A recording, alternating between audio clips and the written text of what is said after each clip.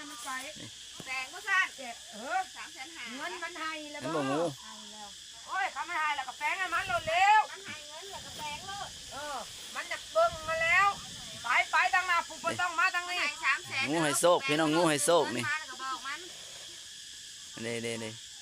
พร้อมบ่พอไปใช้กระยาเสือมันด้วยทาน ถ้ามันใส่เสื้อเนี่ยบ่350,000ค่ะ เอาบ่ต้องมันบ่นี่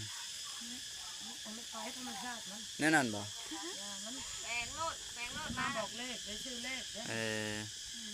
งูให้โชคพี่น้องงูให้โชคนี่ ดาวโลดบอก10,000โลดเด้อเลยกูบ่ได้เจอบัดนี้เนาะ เอ้งูให้โชคเห็นบ่นี่ บ่แล้วให้เขาลงมาซักมันเอาจันหาซุกก่อนเอางูมันเขาจะบ่ถูกตายบ่พวกซื้อเพียงว่ามันเป็นผู้ขายจึงมันก็ได้เงินดิ งูมาให้โชค เดี๋ยวไก่สิให้โชคพร้อมเลย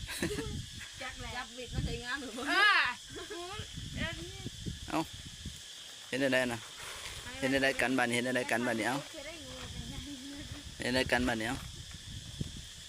จึงบอกยังว่าจะทุบ เห็นได้บัดนี้เอ้าเบิ่งดูเบิ่งดูเอ้า ซื้อได้คันน้อง นี่ไปแล้วพี่น้องไปแล้ว ก็บ่ง่ายมันน่ะบ่ผิดมาคุดอะไรสิบอกให้อัดไว้บ่อัดมันสิออกบ่ล่ะ